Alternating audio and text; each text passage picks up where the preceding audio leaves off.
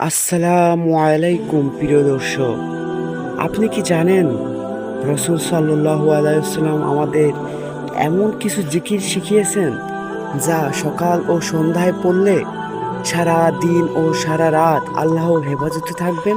জেনে না থাকলে চলুন জেনে আসি সেই আমলটি।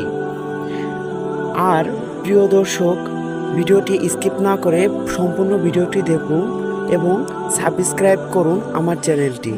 জীবন ও ইসলামের চ্যানেলের পাশেই থাকুন।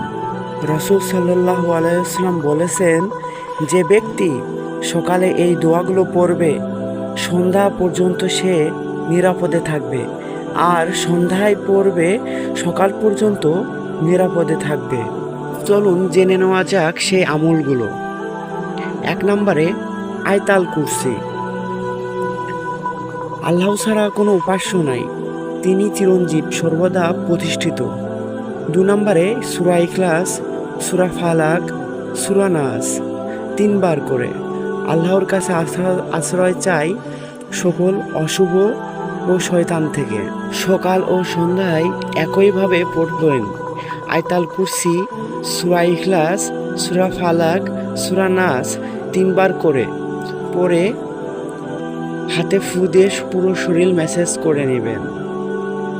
এই দোয়াগুলো পড়লে আমাদেরকে অশুভ শক্তি থেকে রক্ষা করবে আল্লাহ তাআলা ইনশাআল্লাহ।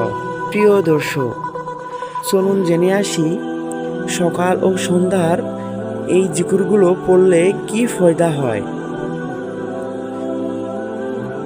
শয়তান থেকে, কুমন্ত্রণা থেকে রক্ষা পাওয়া যায়, আল্লাহর রহমত বর্ষিত হয়, মন শান্ত হয়, বিপদ আপদ থেকে নিরাপদ থাকে। এগুলো খুবই ছোট ছোট জিকির, কিন্তু নিয়মিত করলে আপনার জীবনে বদলে যাবে ইনশাল্লাহ।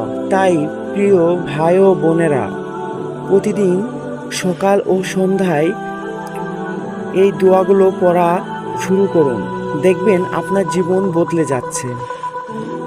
এই ভিডিও যদি ভালো লাগে তাহলে লাইক দিন, শেয়ার করুন, আর আমাদের চ্যানেল সাবস্ক্রাইব করুন, যেন আরও ইসলামিক কথা আপনার কাছে পৌঁছে দিতে পারি। আসসালামু আলাইকুম।